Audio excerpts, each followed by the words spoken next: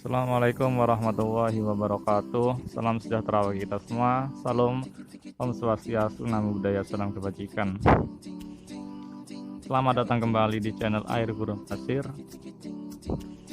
Semoga teman-teman selalu dalam lindungan Allah Subhanahu wa Ta'ala, diberikan kesehatan, diberikan keselamatan, diberikan kenikmatan. Amin.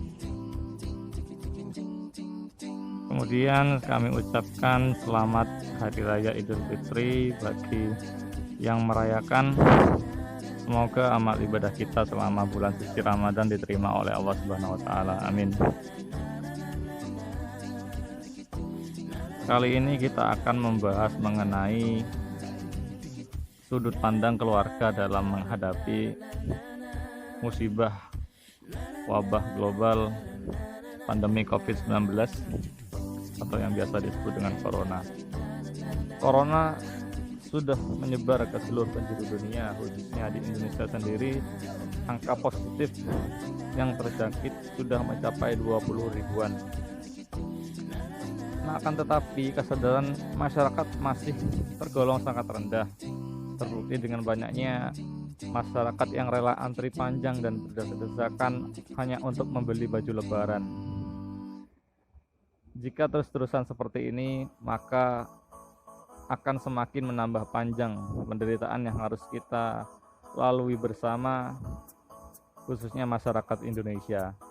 Maka dari itu diperlukan kerjasama agar tercipta kesadaran kolektif bahwa virus ini akan mereda apabila kita disiplin dalam berikhtiar, yaitu dengan kiat-kiat menjaga kebersihan, menggunakan masker saat keluar rumah, dan segala sesuatu yang dianjurkan oleh pemerintah, oleh ahli kesehatan, dan bahkan tokoh-tokoh agama.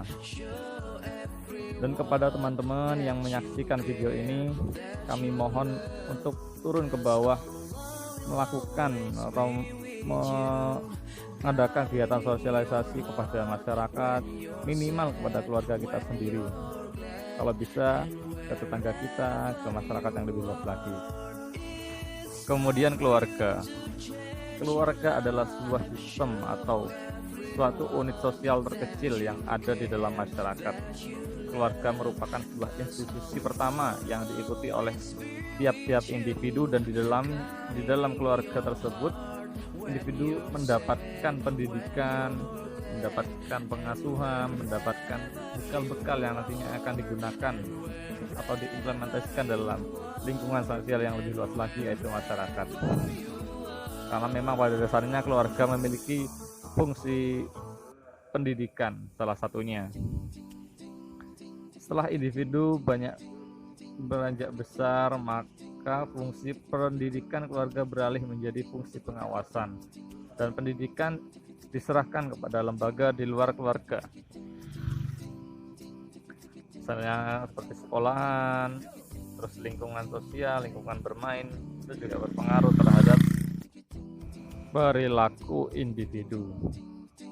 Dalam kondisi seperti ini, di mana kita diharuskan selalu stay at home atau berdiam diri di rumah dan melakukan segala sesuatu dari rumah, seperti akhirnya membuat peran keluarga menjadi kembali utuh, yaitu mendapatkan kembali fungsi pendidikan dan fungsi pengawasan yang lebih ekstra lagi. Maka dari itu keluarga harus mampu mengawasi dan membuat sebuah penyadaran terhadap anggota keluarga yang lain bahwa virus ini sangat berbahaya, dan apabila kita meremehkan, keluar rumah tanpa menggunakan masker, terus masih keluyuran untuk hal-hal yang tidak penting, itu akan menambah atau membuat virus ini akan semakin menyebar. Dan keluarga mempunyai peran terpenting saat ini untuk menyadarkan, mengawasi anggota keluarga yang lain agar tetap patuh terhadap aturan, terhadap protokol kesehatan, dan tokoh-tokoh agama yang menganjurkan kita untuk selalu berikhtiar dalam menghadapi wabah seperti ini. Untuk membahas hal ini saya sudah bersama dengan salah seorang kepala keluarga, yaitu Pak Sun Haryanto. Beliau seorang kepala keluarga sekaligus kepala dusun di daerah saya, yaitu Desa Gugut, Kecamatan Tambi Puji. Jadi ini kan corona sudah menyebar ke seluruh penjuru dunia, khususnya di Jember kan sudah ada 25 yang positif. Dan maka dari itu Pemkab Jember membuat aturan-aturan dan menganjurkan bahwa untuk kita bekerja dari rumah, selalu berada di dalam rumah. Nah itu kan berdampak pada kehidupan keluarga tentunya ya Pak ya.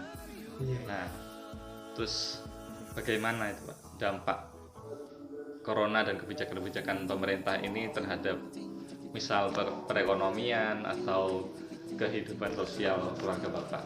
Alhamdulillah kalau di daerah saya sendiri dampak corona itu dalam keluarga nggak ada yang kena.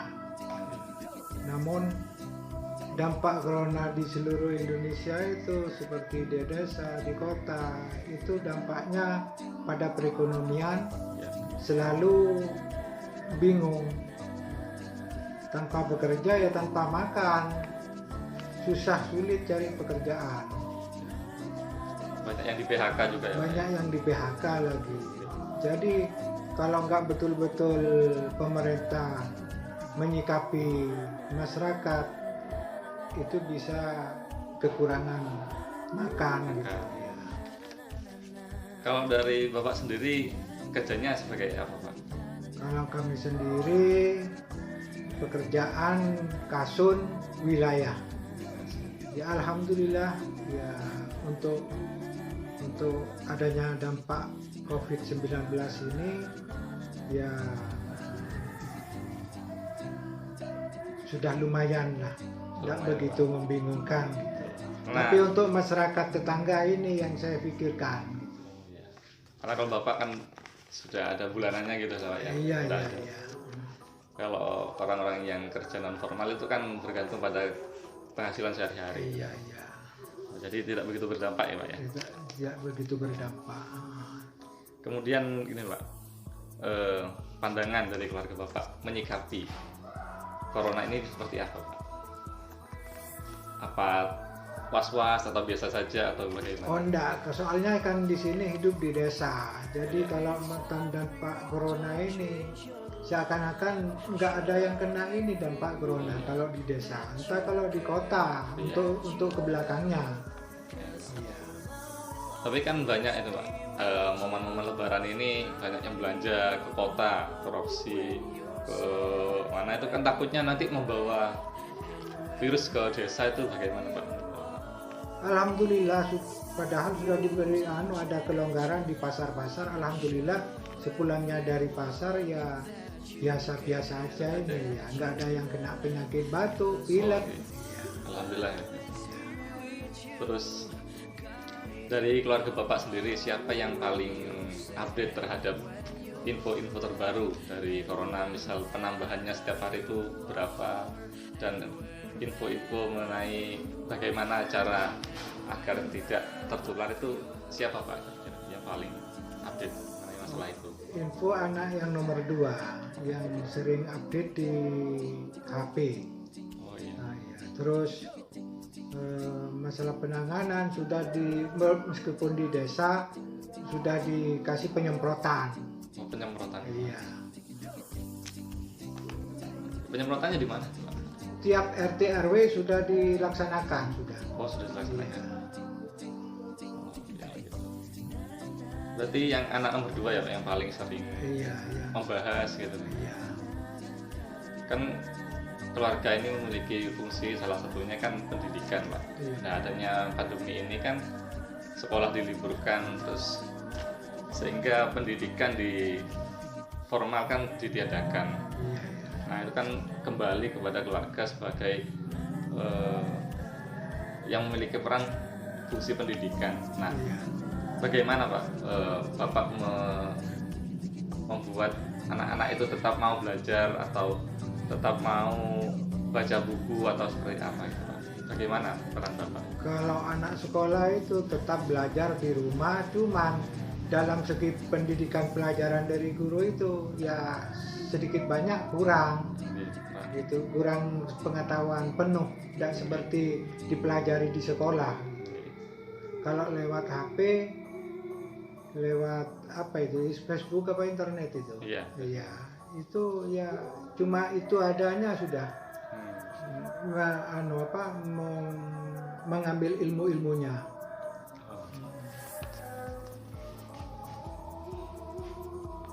Terus kan juga selain fungsi pendidikan ada fungsi pengawasan Pak. Nah, bagaimana jenengan mengawasi anak-anak agar misalnya agar selalu jaga diri baik-baik dengan keluar rumah, selalu belajar itu bagaimana? Seberapa ketat atau pelonggar? Saya perketat memang kalau di rumah ya. Soalnya kan sudah tidak ada kesibukan untuk masuk sekolah. Takutnya nanti malah lupa semua pelajaran di sekolah itu. Ya, Pak. Ada jam khusus minimal berapa jam gitu sehari belajarnya? Belajarnya kadang habis terawih belajar.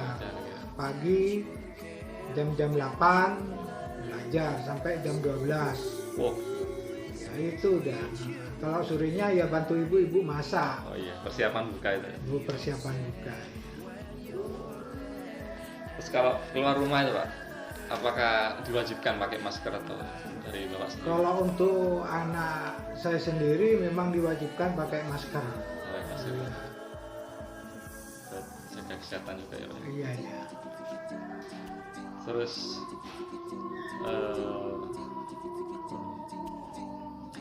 jadi yang paling was-was dalam keluarga Bapak ini siapa gitu? Nggak ada, sudah apa namanya, setenang-tenang saja. Gitu, soalnya kan di desa nggak ada COVID-19 ya, nggak ada yang kena dampak. Nggak ada yang kena dampak. Iya. Kecuali pendatang dari perantauan itu was-was. Nah, selain sebagai kepala keluarga, peran Bapak kan juga sebagai kasun. Nah, seperti yang sudah disampaikan sebelumnya, peran pendatang yang bekerja di luar kota kan banyak yang pulang menjelang Lebaran. Nah, itu bagaimana Pak sikap Bapak terhadap yang pulang dari perantauan? Itu ada yang dilaporkan, ada yang langsung disemprot. Iya, rumahnya sekeliling sudah di pintu-pintu saya semprot. Ya, menyuruh RT RW. Iya, yang suruh berperan penuh RT RW sama saya.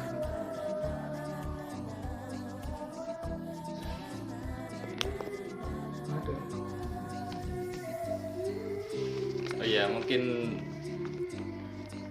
dapat saya simpulkan bahwa dari keluarga Bapak ini memang ketat sekali ya Pak dalam berikhtiar menanggulangi atau meredakan virus sambil berdoa ini. Malam ya bagaimana supaya cepat hilang seperti virus itu.